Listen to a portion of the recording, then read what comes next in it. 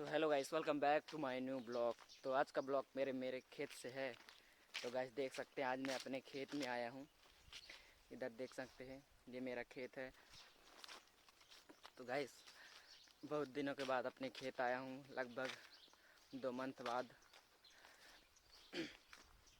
तो गाइस देख सकते हैं, हमारे खेत में कुछ इस तरह का है और ये अब बाली भी निकल आई हैं, देख सकते हैं।